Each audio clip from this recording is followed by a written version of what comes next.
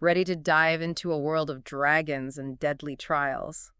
Buckle up, because today we're taking a deep dive into Fourth Wing. And not just any deep dive. We are working with excerpts from the book, kind of like piecing together a puzzle. Ooh, I like that. We get these glimpses into this world, these little tastes of the magic system, the characters, makes you want to see the full picture. Yeah. So this book, Fourth Wing by Rebecca Yarros, it's a fantasy novel. It is. Okay, and it's about, give us the basic setup. Okay. Imagine a kingdom, Navarre. They're constantly at war, and they're protectors. Elite dragon riders, the very best of the best. And these riders, they're born into it, right? Like it's this whole lineage thing. Exactly. Generations of tradition, strict rules. It's a highly competitive world. Okay, so enter our protagonist. Violet Soringale. And she's, Yeah. well, from the excerpts, it doesn't sound like she was exactly bred for dragon riding. No, not quite. She's described more as a scholar, someone more comfortable with books than, say, battling griffins. Right. Which makes her journey even more compelling, don't you think? Like, can she really survive in this cutthroat world that seems designed to chew her up and spit her out? That is the central question.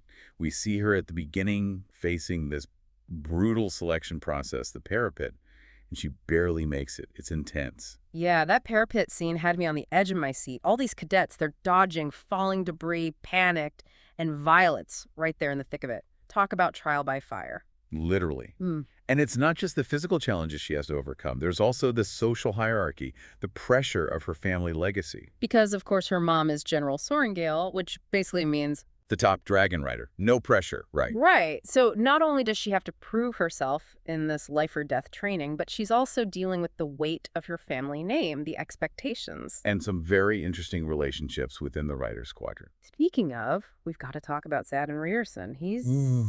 Well, he's something else. Mysterious, brooding, powerful. He's introduced almost like an antagonist with his whole family history tied to a rebellion. Yeah, talk about adding fuel to the fire. But his actions towards Violet are, well, they're complicated. He saves her life, pushes her to her limits, but also seems drawn to her. He does. It's an incredibly intriguing dynamic. You can practically feel the tension between them, this push and pull.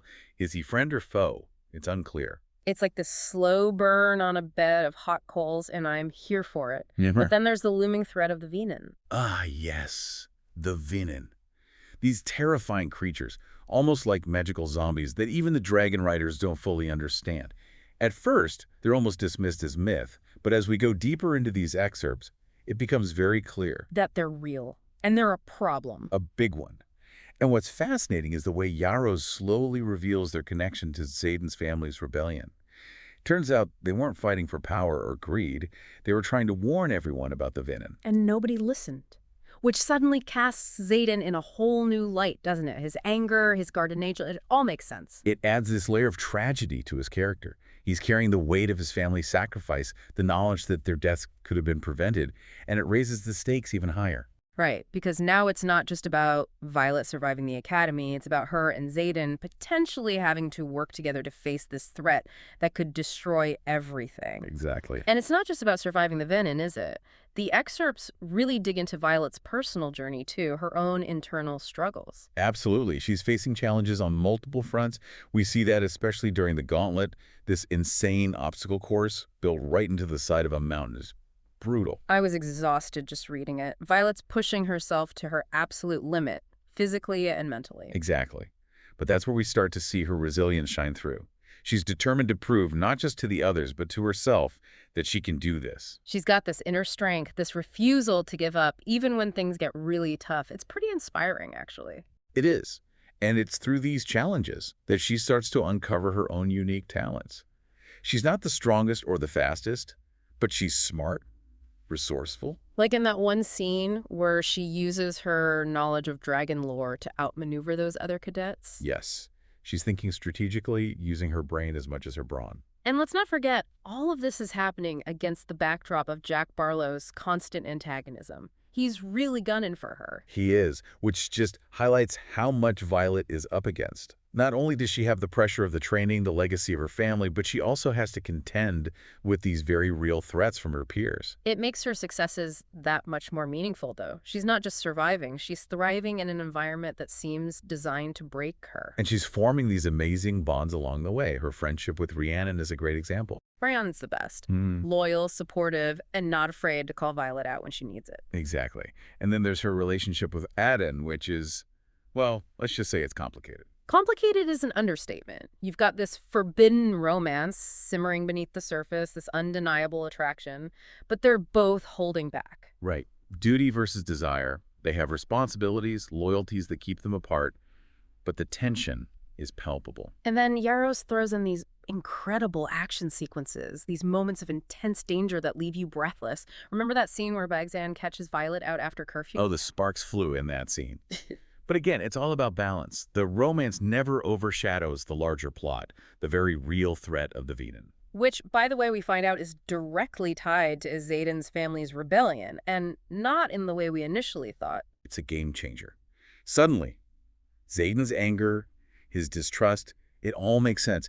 His family was trying to warn everyone about the venin, and no one listened. So tragic. And it adds this whole other layer to his relationship with Violet. They're both fighting for the same thing, ultimately, but from such different perspectives. And that tension comes to a head during the venin attack. It's chaos. The Academy, which has been Violet's whole world, suddenly feels very small in the face of this much larger threat. And that's where we really see her step into her power. She's not just following orders anymore. She's making her own decisions, taking risks to protect the people she cares about. Even when it means defying her own mother. Talk about a turning point. It's a real testament to her character, isn't it? This shift from following the rules to forging her own path, even if it means going against everything she's been taught. She's finding her voice, her own way of fighting for what she believes in. And it's not just about defiance, is it? It's about courage, about standing up for what's right, even when it's dangerous. Exactly. And what's remarkable is how her journey resonates with that universal feeling of being underestimated, of having to prove yourself in a world that doesn't quite see your potential. We've all been there, right? Oh, absolutely. And that's what makes her eventual success, her bond with not one, but TWO dragons, so incredibly satisfying. Especially those feathertail dragons. They're incredibly rare, incredibly powerful. It speaks volumes about Violet's connection to the magic in this world. It's like she's tapping into something ancient, something beyond even the traditional understanding of dragon riding. It's like she's not just a rider, she's something more. And then there are those glimpses we get of her signet powers. Oh, those were intriguing. Manipulating energy, shielding herself from mental attacks, even a hint of time manipulation. Right, you just get the sense that we're just scratching the surface of what she's capable of. And that's what makes that ending, that cliffhanger, so darn frustrating. Talk about a cliffhanger. Violet poisoned, injured, being whisked away by Xaden. What happens next? Guess we have to wait and see. Although, Yeah. I do have some theories. Oh, I bet you do.